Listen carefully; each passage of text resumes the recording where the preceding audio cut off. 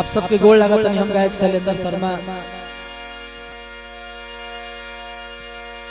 आज एगो रविंद्र राजू जी के गीत सुनाओ तनी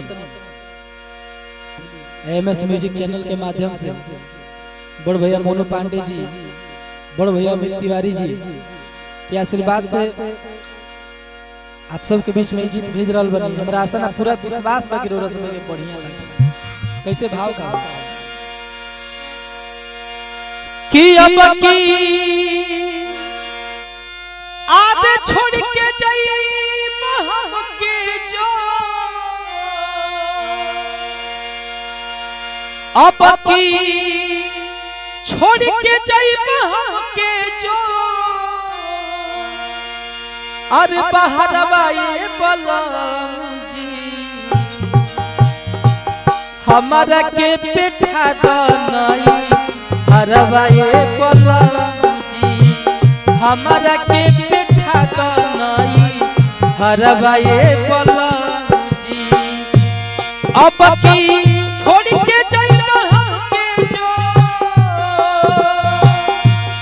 अब की छोड़ के जाई हम के जो बाहर बाए बलम जी हमारा के पेठा दनाई हरवाए बलम जी हमारा के पेठा दनाई हरवाए बलम जी।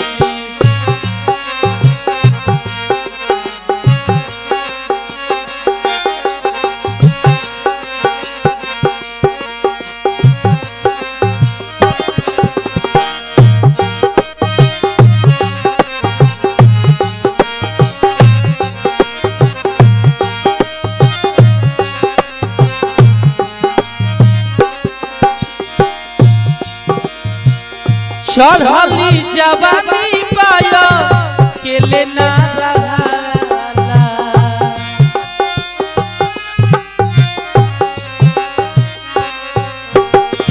तोहरा माई बाबू के बोली ना सहाला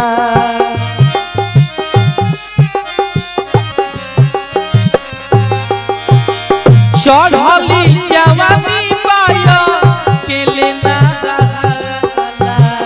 तोहरा माई बाबू के बोली ना सहाला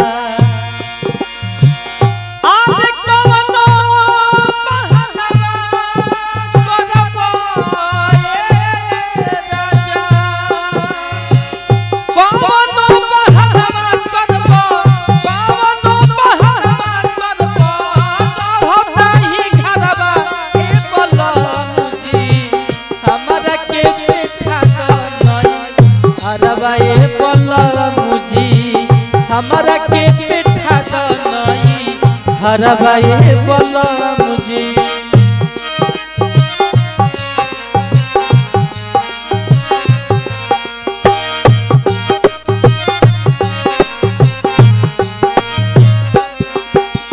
लेकिन और छोटा की ननदिया बोले बढ़ी बढ़ी के पानी